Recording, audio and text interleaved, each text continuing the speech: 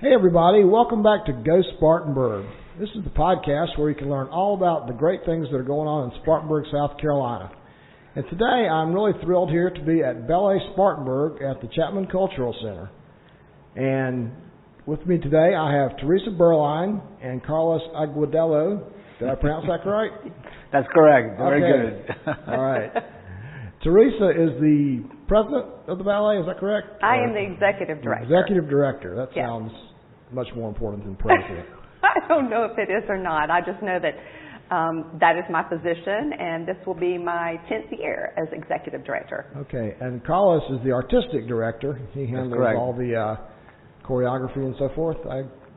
Charge of productions, create new ballets, and rehearse the company and the school students. Okay. Okay, so Teresa. Yes. Ballet Spartanburg has been around a while. Why don't you tell us a little bit about the history of the organization, or if you want to tell us a little bit about yourself and how you ended up as executive director here, and then you can tell us about the history of the organization. Sure. Let me start with the history so that Carlos can sort of chime in. In 1966, there were a group of ballet enthusiasts that felt like Spartanburg needed to have professional ballet in Spartanburg.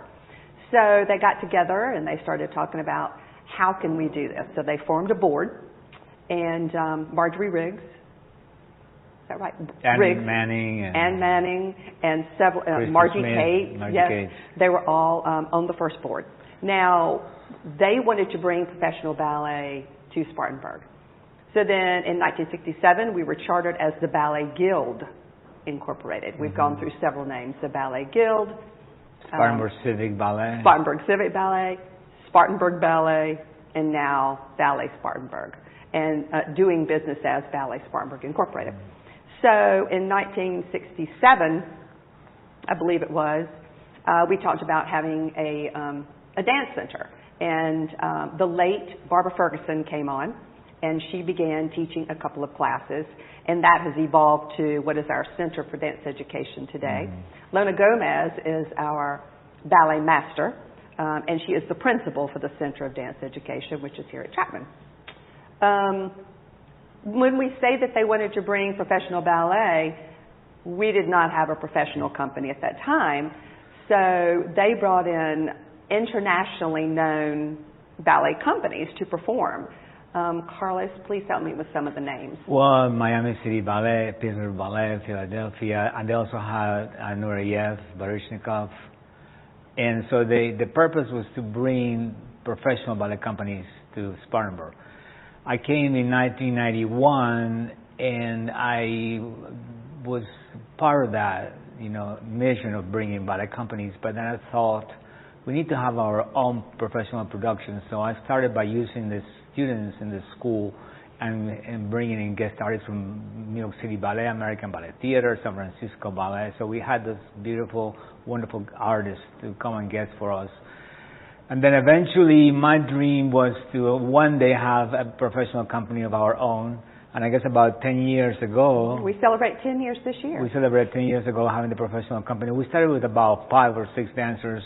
Today we have 15 professional ballet dancers, with a great diversity in the backgrounds of the dancers from as far as Taiwan, Utah, New York City. So we have them from all over. Cuba as well. Mexico. Yeah. And I, of course, I'm from Colombia. So I'm a Latino representative for our company.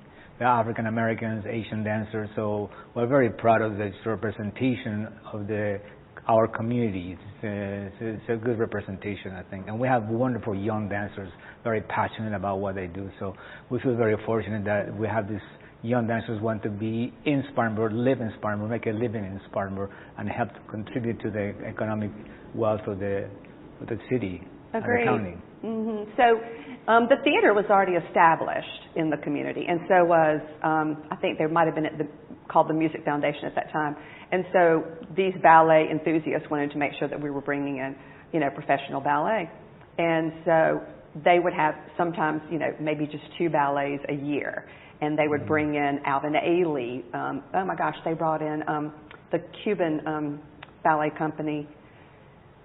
can't remember their names, but they brought them from all over internationally, and it was well received. So then they decided that they wanted to bring in an executive director, an artistic director. And Carlos was one of the applicants, and they went crazy over him. Actually, he and Pam were actually teaching in North Carolina at the time, and they knew that they were teaching up there and had heard about them. And so Carlos applied for that position, and that was 31 years ago. So, Carlos, you were a professional dancer before you became the director here, right? That's correct, yes. And I just was looking at your bio on the website. You danced all over the place. Can you tell us a little bit about where you were? Well, my first professional job was in Israel with the Israel Ballet. So I was very lucky to dance in a lot of the kibbutzes in Tel Aviv, Haifa, Jerusalem, all over. And then I got a job with the International Ballet of Caracas, which is the company that travels all over the world. We danced in New York City, in Italy, all over Europe. So I was very fortunate to be able to travel, see the world, and get paid, because I was dancing professionally. So that was really wonderful. So and then my wife and I were living in Germany, and we decided to move to North Carolina because her daddy was living in North Carolina, in Rutherfordton, actually. It's a town with 3 lights. And so we decided that we wanted to have a family. We had a child. We opened up a school. Everything was blissful. We were very happy. And all of a sudden, I get these young ladies from Spartanburg coming to take my class in Rutherfordton. And one thing led to another, and there was a position open for the artistic direction of the Spartanburg Civic Ballet at the time. Mm-hmm. So I figured, okay, I have nothing to lose. I'll go and see. I talk to the ladies. The next thing I know, I'm doing Nutcracker the next year. So and here I am 31 years later still doing Nutcracker. So, but I'm very happy to do so, because every year we find new things, new elements. Now we have the orchestra, so it's really exciting. You know, it never gets old. It's one of those beautiful ballets that it keeps on giving and giving. You keep finding little nuggets of things that you can improve. More costumes, better sets, more magic. It's just one of those ballets that is so rich. And the idea of the magical Christmas is just a perennial idea and an iconic ballet that you always can make it grow and make it exciting and more colorful. Agreed. I know we're going to spend quite a bit of time talking about the Nutcracker here in a few minutes. I may have jumped the gun there. It's okay. You can tell us a little more about the history, Teresa. Well, I mean, basically, I think we've given the kind of the timeline there. Okay. But when the professional companies would be brought in, they were very well received. I think some of our first tickets were like $15, to be a member of the Ballet Guild. And it has now evolved now to a season membership. But it was really just bringing in professional professional ballet companies, and to present them on stage. Just to bring that sense of professional ballet was a big idea, for these ladies. And so we wouldn't be here without their vision in 1966. So to all of the lates, we're very appreciative. Yeah. Are you a dancer? No, I took. No. She loves to dance. I love to dance, but you're not going to see me dance on the stage. I have been in the Nutcracker. But you've been in music. Yeah, you've been in the Nutcracker. That's right. Yeah, I have been in the Nutcracker, but my body is not set up for ballet at all. No. Me neither. A little bit about me, and not much to tell. I was born and raised in Spartanburg, and I am a past teacher for 28 years. I taught first grade, and then I did a lot with drama. I've done a lot with the Spartanburg Little Theater. I was on their board for like maybe 12 years or something like that. So I've always been involved in the arts. And then 10 years ago, I came on with Ballet Spartanburg as the development director.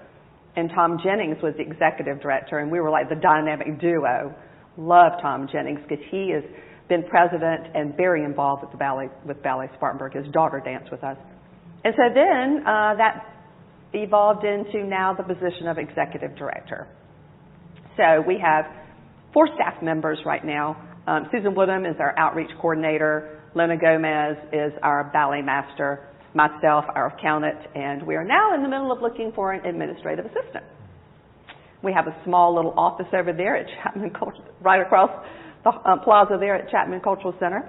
And then we have 4 dance studios, of course, for all of our students. And our students range from 3 to 72 because we have ballroom as well. So we have adult dance as well as children who dance. Yeah, tell us about the classes you guys offer.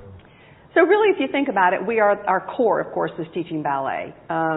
Lona Gomez was just recently chosen as one of the 5 national finalists to go to the School of American Ballet Theater in New York City to study with them for 2 weeks, 1 week in the fall and 1 week in the spring. Again, she was one of 5 nationalists to be invited, and this was an internship with the School of American Ballet, which is huge. So she was able to bring back a lot of her knowledge on ballet curriculum. Not that we could ever copy anything that the School of American Ballet does, but she was able to bring back a lot of the technique and the skill, so we're very fortunate. She has a beautiful spiral curriculum that she has built for ballet. But ballet is not all we are. We have tap and jazz, we have Irish dance, which is a strong program taught by Pam Pierce. We have contemporary, lyrical. We have a boys-only class. And we are actually now increasing our boys-only class. We have 5 young men. 5 young men who are now taking ballet. And to be honest, it's very difficult to find young male dancers that will dance in the South. There's such a stigma, a stereotype, I think, against male dancers in the South, because I think the stereotype is it's not quite masculine enough. But if you see what these male dancers have to do on the stage, it's fairly masculine. I don't think anybody can lift and be as flexible and as agile as these male dancers. They have to work out every day. They have to practice at least 4 hours a day, if not 5 hours a day. Well, not to speak of their upper body strength, they have to lift girls, so they have to, in addition to coming to rehearse, they also have to go to the gym and work out to keep up their strength. Yeah, right. I can tell just from watching that, ballet is a very tough thing to do. I mean, there's no way I could have ever done it.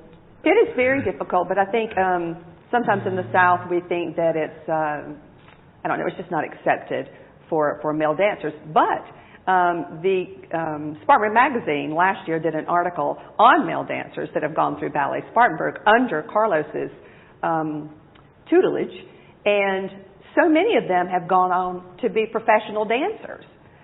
Male dancers are sort of a needed... Well, they're a commodity. There are just so many more female ballet dancers, and the ratio is phenomenal. That women just are more inclined to take ballet and to be accepted. But when a male dancer or a young man wants to do ballet, he's bullied at school. He has to put up with all this, criticism, basically, because they don't think that dancing for a male is a very masculine thing to do. But the fact is that many athletes and football players, Herschel Walker, he took ballet. Lynn Swan took ballet with Pittsburgh Ballet, and he danced with them for a while. I mean, just in the school, taking classes. Right. But it's been proven that ballet training is one of the most scientific forms of training for the human body. And that's why athletes of all sorts, even boxers and swimmers and football players. When I was in Rutherford, North Carolina, I have to tell you, the soccer coach made all the boys in the soccer team take ballet. And guess what? They loved it because they got to lift girls. So I had a lot of boys at the time in North Carolina. But I mean, it's proven, just like with Parkinson's, for instance. We have classes for Parkinson's individuals, and the scientific research has proven that dancing is beneficial to people with Parkinson's and other neurological disorders. It helps with stability, it helps balance, it helps loosen the joints, it helps flexibility and overall well-being, not to speak of social inclusion. They get to be with other individuals that are going through the same situation that they're having, so they love to be there. And it's very good for artistic expression. Our classes have a live pianist, and so the piano, live music allows for me to go slow, to go faster. So it's a class that is not a therapy class per se. It's a dance class. So I tell my Parkinson's, students, you're dance students, and I treat them like dance students, and they love it. So we're very proud to have, and sponsored by James Smith Corporation. James Smith Foundation. Mm-hmm. It's a wonderful sponsorship that we have, that we allow to have this class for free in the community. And I'm just going to toot Carlos's horn because he just jumped into this, which is part of our outreach. He was the first in the state of South Carolina to offer any kind of creative movement or dance for Parkinson's individuals, and that was almost 20 years ago. Almost 20 years ago. Now there are you'll find several programs around the state now, but they don't have the background of the Mark Morris programming, which was it's a program which is out of Brooklyn, New York, I believe. Yeah, it's an effort by the Mark Morris Dance Company in New York and the Brooklyn Parkinson's Group. And they developed this system of training in dance for Parkinson's patients that is now a worldwide program, from Tokyo to Egypt to France to Italy. And it's a system that's widely recognized. And I am the only certified teacher in South Carolina to teach this kind of method of dance for Parkinson's patients. So I think sometimes when we talk about our mission, and our mission is to enrich, engage, and educate the Spartanburg community with providing the highest quality of dance education, performance, and outreach. We really have three facets that we try to focus. Number one, dance education. And we consider our dance education to be of high quality because we embed life skills. You've got determination, concentration, being respectful, commitment. Working as a team, learning to work as a team. Working as a team. It's not just an individual. You must work together. Respect is definitely one. And then we have our performances, of which we'll talk about for our season. And then we have outreach. So our outreach program is very strong. We have programs in the community where we work with the schools. We work with the Boys and Girls Clubs of the upstate. We used to work with the Big Brothers, Big Sisters. We go into retirement homes, assisted living homes, and take our performances. We work with the city of Spartanburg with our Arts in Motion program. We have our Parkinson's class as well as our West African Community Dance class, which is sponsored by the Mary Black Foundation, which is a free class which will begin in January. So our outreach program is so strong, and I think sometimes when people hear the word Ballet Spartanburg, their first vision of Ballet Spartanburg are precious little students running around in pink tutus. And I always think that our tagline needs to be, we're more than just ballet. We're a service organization, and we're deeply embedded in the community in making sure that we serve populations that are not always served. 3 or 4 years ago, we started a program called Project Dance, and it was to make sure that we could offer accessibility and equity in dance. So we wanted to make sure that we were including a lot of the students over at Meeting Street, and this program was basically for children who are of brown or black skin. We wanted to make sure that children had that opportunity to come dance. And it has been funded several times by individuals and corporations. And so we now have about 15 students that can come in and dance with us annually in our center. We want to increase that. We would like to have a lot more diversity in our dance center. One of the things I'd love to do is write a grant to where we could get, say $1 million so that we could take these students from the age of 7 and dance them all the way through into our pre-professional program at no cost. I would love to see that we have a lot more inclusion and diversity into our center. So we're working towards that to be able to fund at least 20 students a year that do not have the access to be able to dance. We also offer a sensory sinister performance for the Nutcracker, which is on December the 9th that morning. It is only for and centered around children who are multi-challenged and multi-sensory challenged. And this was followed a program with the Pittsburgh Ballet, who did a Nutcracker portion just for children with on the autistic spectrum. So we opened up ours to students who had any kind of special need, whether it is sensory, whether it is hearing, seeing, whether it is moving, mobility. We have about 1,000 that attend. The students come from the School for the Deaf and Blind, the McCarthy Tesla, Hope Foundation. Any class in the special ed classes in any of the school districts are invited at no cost. They get to come in. We accommodate the performance just for them. Many on wheelchairs. Many are in wheelchairs. Many have no mobility whatsoever. And this is a Christmas gift that many businesses, they support, such as Spartanburg Regional Healthcare System and Robinson Morton and Melanie Buckite and Spartanburg Radiology, Spartanburg Upstate Radiology. They are supporting these students to be able to come in. It is a huge production in the sense that it takes about an hour and a half for all of the buses to arrive, to get all of the students off of the buses into the auditorium. Then we offer Act 1 for them of the Nutcracker, and it is so special for our dancers because they're told this is not going to be your normal audience. They may yell out, they may scream out, they may blurt out, and the reason that they're doing that is they're trying to communicate that they love what they're seeing or hearing. So it's a very special performance that we are able to provide only with these wonderful sponsors. Yes, so we are the only ballet organization that offers this type of sensory-sensitive performance of the Nutcracker in the state. Contact Incorporated is our season sponsor. They are our presenting sponsor. They are very, very involved in our ballet programming. They love supporting us, and we love the fact that they support us. They support our professional company as well as our programming, and we are so grateful and so blessed that they trust our mission and our vision that we have with Ballet Spartanburg. But it's because of these businesses, such as Spartanburg Regional Healthcare System,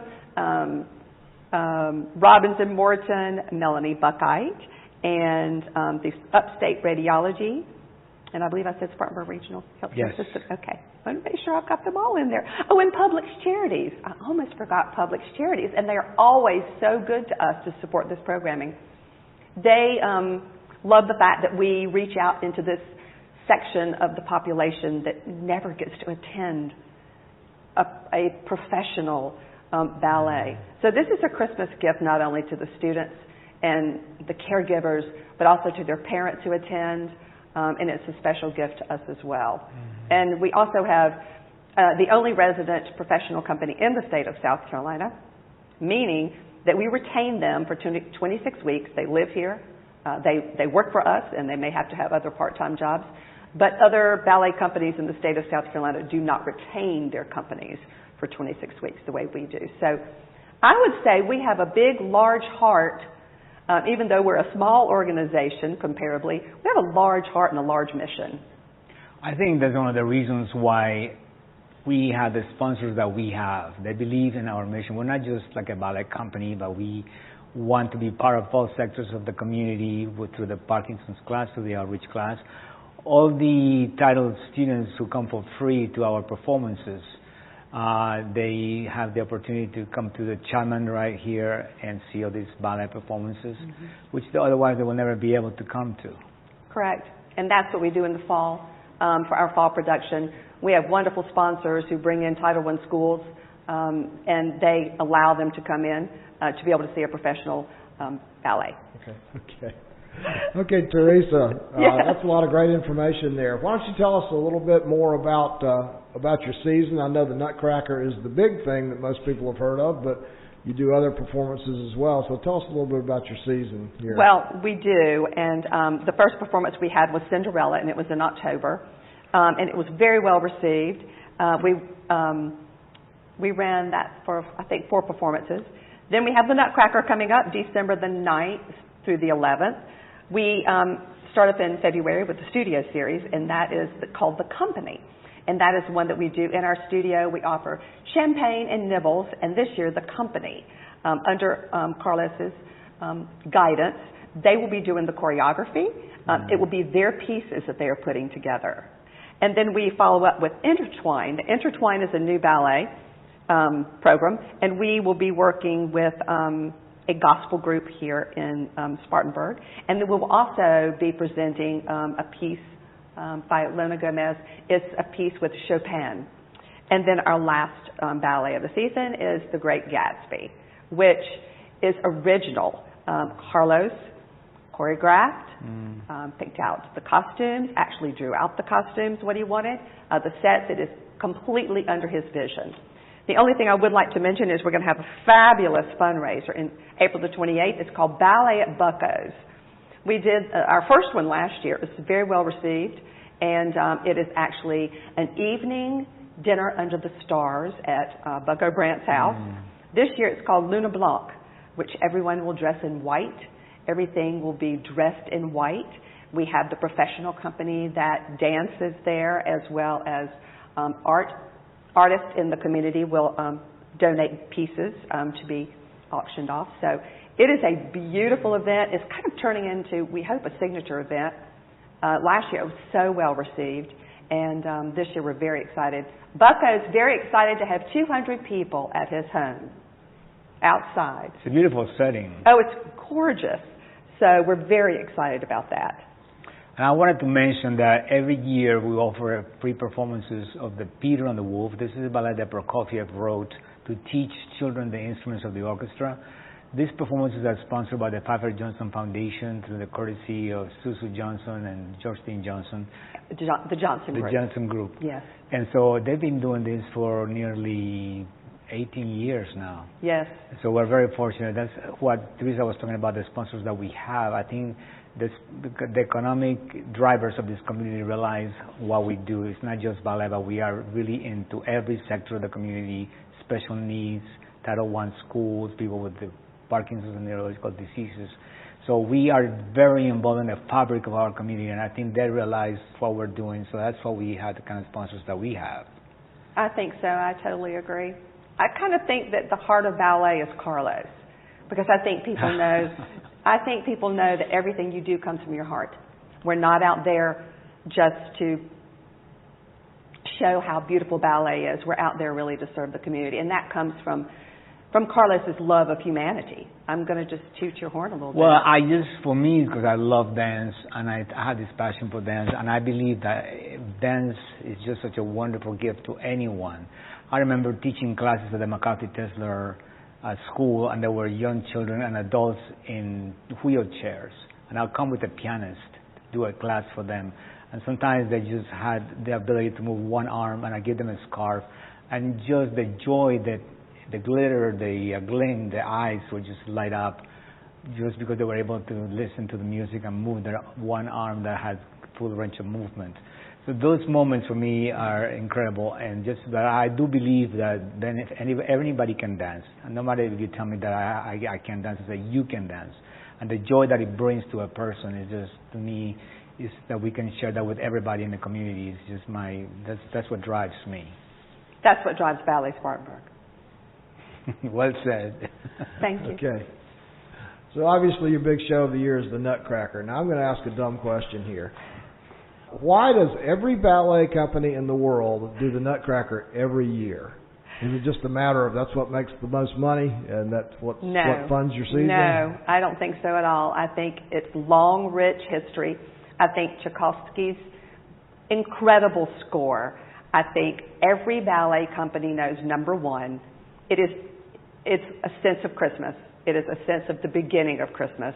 It's the sense of family. It's the sense of tradition. It's a beautiful ballet, and it's told many different ways. Balanchine's is different. The Russian... But the story remains the same. The story remains the same. It's just how they present it. Yeah, I mean, it's really a quintessential story of Christmas. You know, the family, 3 generations, grandparents, grandchildren, uncles and aunts. But it's the dream of this young girl who on Christmas Eve dreams that her Nutcracker comes to life and takes her on a journey. And so it's something that all children can identify with. And it's just the most wonderful thing when you come into the theater and you hear that music. You are ready to start the Christmas season when you leave the theater. It's just a joyous 2 hours that you spend. You're wrapped into this dream. All of a sudden you come out and this is like, oh my God, it's ecstatic, you know, for a person. To me, it's like I've been doing this for 31 years, and I never get tired of listening to this glorious music of Tchaikovsky.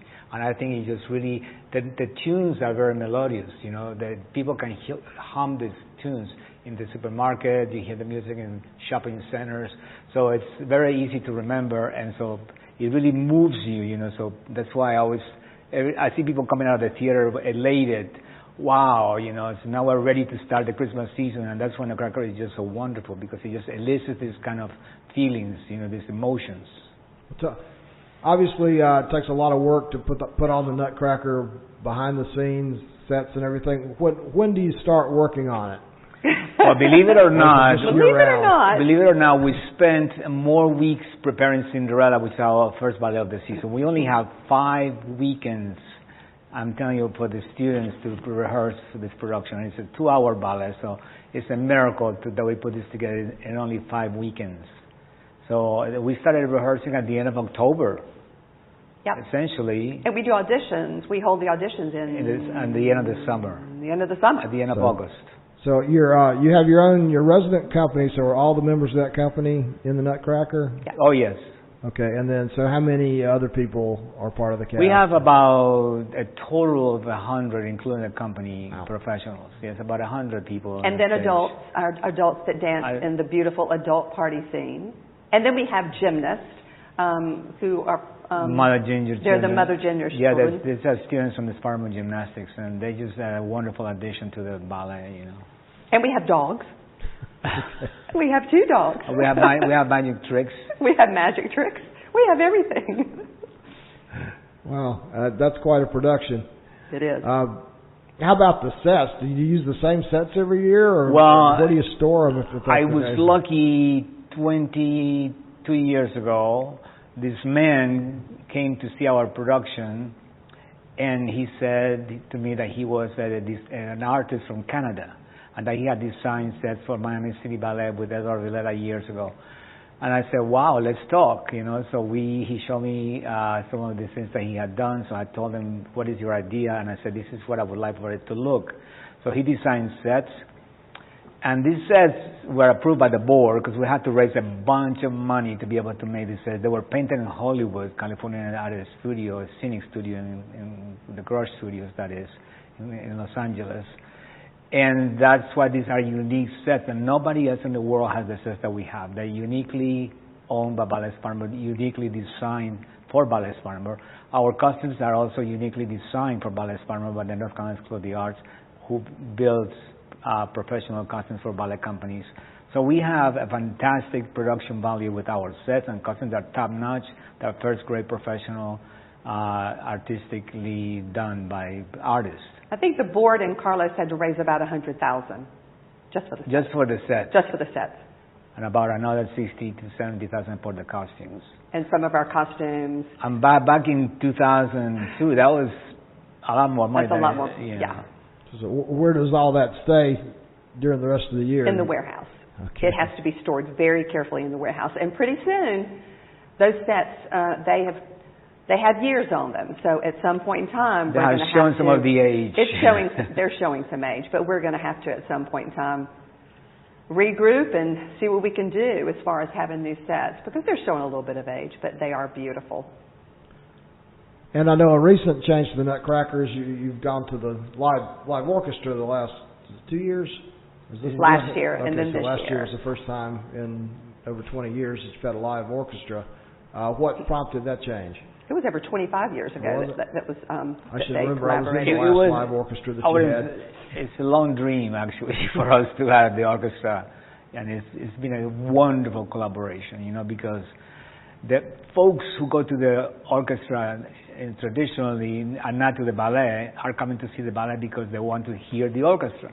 And the folks who always come to the ballet but never go to the Philharmonic will hear this wonderful feeling is to be in a ballet and have live music. It just takes you up to a different level. It does. And so it's a win-win situation for the Philharmonic and for us, because we're gaining new audience members, and it's people a deeper appreciation of ballet for those folks, and deeper appreciation of music for the folks that are only ballet aficionados. It was always a vision. It was just financially tough. They have 42 members in that orchestra. that are playing. And so they have to be compensated. So you have to raise the money for that. So we have some wonderful sponsors. Contact Incorporated is our presenting sponsor, and I believe Contact is also helping this year at sponsoring the Philharmonic, as well as Susu Johnson. So they have to raise those funds as well to pay for the Philharmonic. But that's always been our dream. We've always wanted to do it. Karen Parrott, who is now the president of the Philharmonic, was on our board, and her daughter danced all the way through our program, Bonnie. She always wanted to have the Philharmonic with the Nutcracker. And she even told me the other day when I saw her, she said, it is so exciting that the two are collaborating. The two professional organizations in town now collaborate. And if you go to larger metropolitan cities, Nutcracker is usually underscored by a live orchestra. So now we're a small metropolitan city, but we're growing, aren't we? Okay, and so tell us the dates for the Nutcracker this year. So the dates are December the 9th to the 11th, and I've got my little postcard here. I hope you can see it. I'm sorry I didn't bring my poster. Anyone can call the Twitchell Auditorium, or they can go on our website, balletspartanburg.org, and they can purchase their tickets. I will give you a plug right now that Black Friday, we are going to run a special for 24 hours, online only. You can purchase a student ticket for $10 off. And that will be Black Friday savings all day long. So do they have to go to the ballet website or to the Twitchell website? They can go to our ballet website, which directs them straight to Twitchell. But it's online only. And then otherwise, they can get their tickets at Twitchell Auditorium, which is 596-9724. And the number again is? 596-9724. Very good. Or they can go on Ballet Spartanburg's website as well, and it'll direct all information there. And I'll put a link to that in the show notes for the podcast as well. So I imagine anyone who can use Google can find it pretty quickly. That'd be great. The Sunday show, the Sunday matinee is always the big matinee, so people really start grabbing the tickets for that one. So I would say if you want to come Sunday, I would go ahead and purchase your tickets. And then, of course, we have two performances on Saturday, one at 3 and one at 7, and then Friday night at 7. Friday night, yeah. And just to let you know, we have over 13 states, because we can look at the demographics of the people who purchase tickets. People from over 13 states do attend this Nutcracker. And people from over 112 different zip codes purchase tickets for this Nutcracker. So, for Spartanburg, I think we're a very large Christmas event. Yeah, we're very proud of our production. Like I said, we have professionally designed sets and costumes, and we have a wonderful group of professional dancers, wonderful trained students and adults from the community who love to participate in it. It's a beautiful looking production, and we have a fantastic Philharmonic Orchestra to accompany it, so it's just a fabulous production. And the city of Spartanburg is one of our sponsors, as well as the Robichaux Company, the Robichaux family, the National Endowment of the Arts, the Chapman Cultural Center, the South Carolina Arts Commission, Elsa Hudson, Melanie Buckite, Robinson Morton, Contact Incorporated, Walmart Foundation, the Upstate Radiology, the Spartanburg Regional Healthcare System. Those are our sponsors, and we thank you so much. Okay. I think probably the last thing I'd like to leave everybody with is the fact that when you hear the word Ballet Spartanburg, always sense that if you ever have ideas of how we can reach deeper into the community, come to us. Call me at the office. Get in touch with Carlos, because we're always wanting to expand our footprint into the community. We're always wanting to reach out to different sectors to introduce dance in any way possible. And just know that we're more than just ballet. I think that's what I'd like for everybody to know. We're more than just ballet. Yeah. Thank you, Mike, for having us. Thank you, Mike. I appreciate you guys being on. I'm sure people will find this very interesting. So I hope so. Thanks very much.